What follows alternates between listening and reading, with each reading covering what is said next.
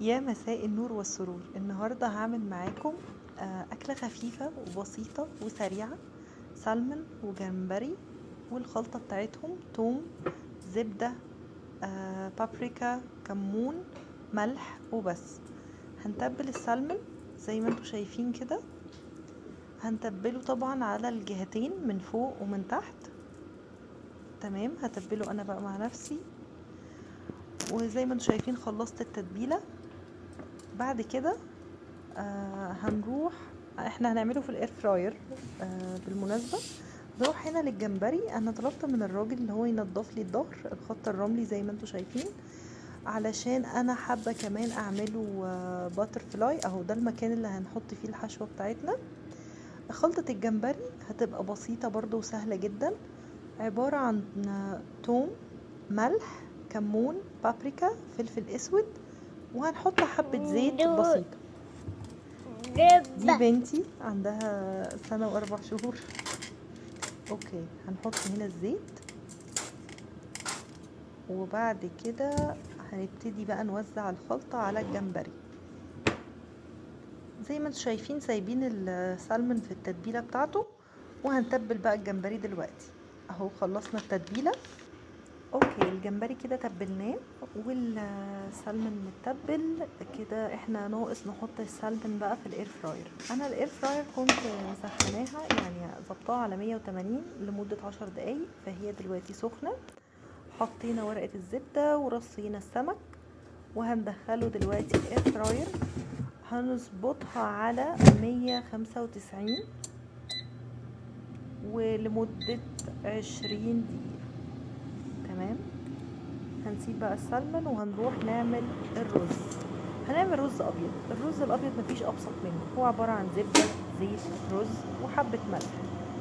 هنحط الحلة على النار تسخن، ونحط حوالي 2 معلقة زبدة وحوالي 1.5 كوباية رز. احنا اسرة صغيرة، انا وزوجي وبنتي بس. هنقلب. لازم الرز يبقى كفرد باي الزبدة تماما. هنغلف كل رزاية كده بالمادة الدهنية اللي هي الزبدة والزيت، زيت صغير يعني حبة صغيرة.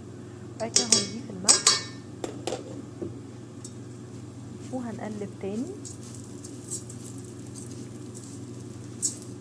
بعد كده هنضيف المية السخنة. انا سخنت المية في الكاتل. طبعا دي على حسب تقديري، عايزة الرز يبقى مفلفل، عايزة يبقى طري.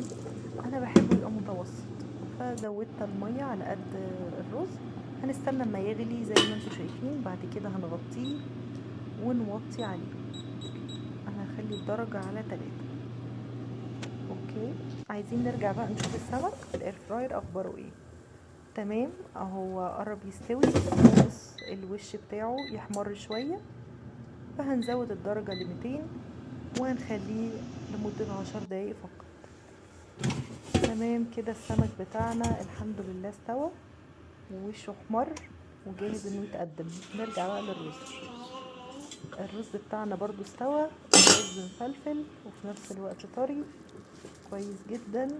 حلو، هنقفل بقى خلاص عليه، وهنرجع نعمل اخر طبق معانا النهارده اللي هو الجمبري. انا حطيت الزبده كده في المقله بتاعتي، وهضيف لها الجمبري المتبل.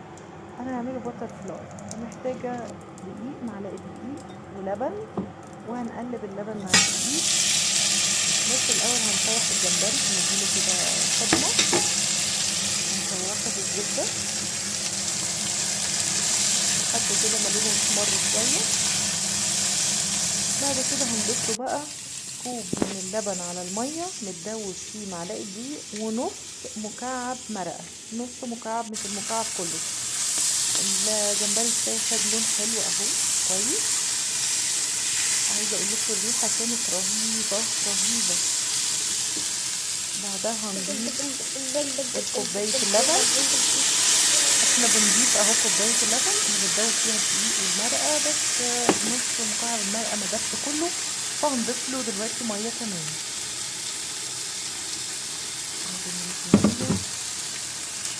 بعد كده هنزود بقى الميه دي على الجمبري.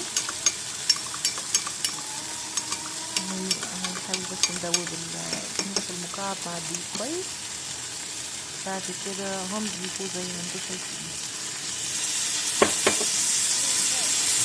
هنرجع نقلب بقى، نقلب كله كده مع بعض.